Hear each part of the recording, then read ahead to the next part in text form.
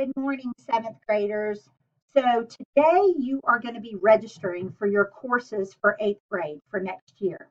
So I'm going to need you to pay very close attention to this video and listen to the instructions carefully. We're going to walk you through it step by step. The first thing I need you to do is take a look at your registration card in front of you, the bright green card. In the upper left-hand corner, there is a label. Please check the label to make sure the information is correct. If the phone number is incorrect, mark it out and put the correct number if you know it. I'm going to give you time to do that.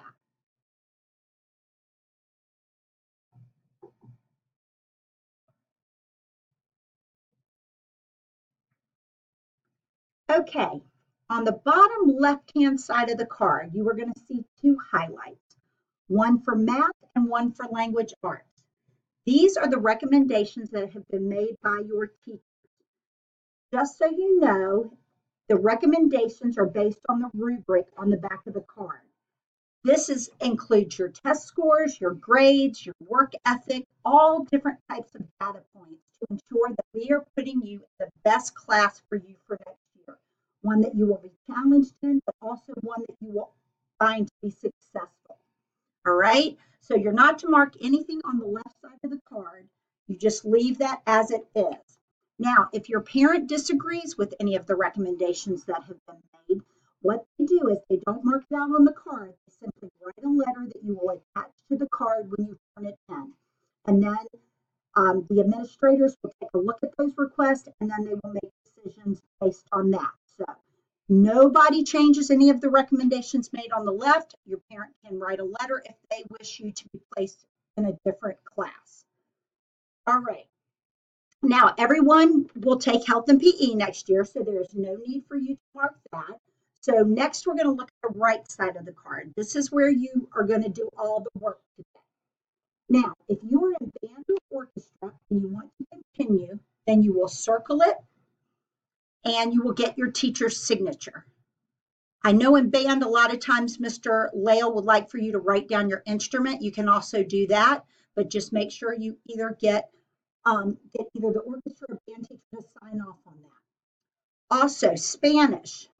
If you are in Spanish 1, Part A, you will sign up for Spanish 1, Part B for next year. It is the completion of your high school Spanish 1 credit.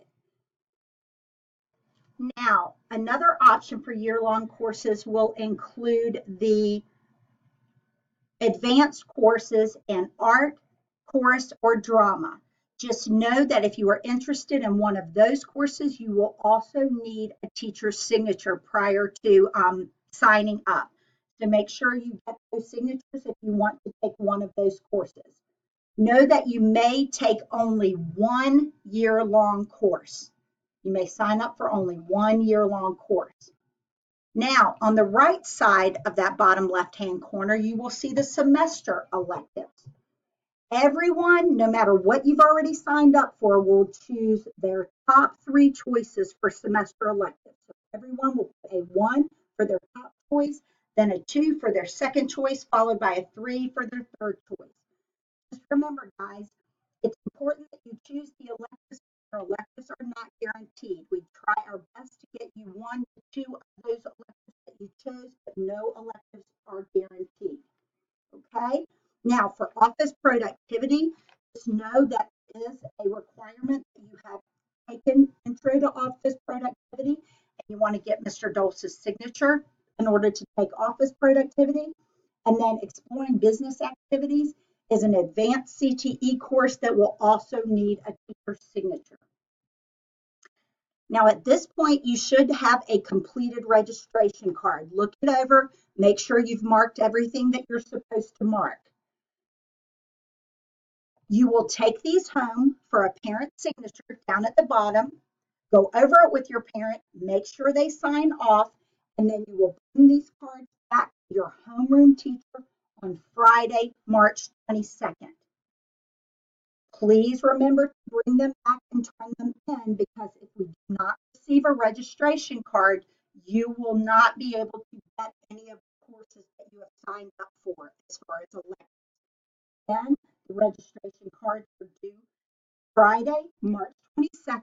to your homeroom teachers. Make sure your parents have looked over it and signed the bottom. Thanks and have a good rest of your day.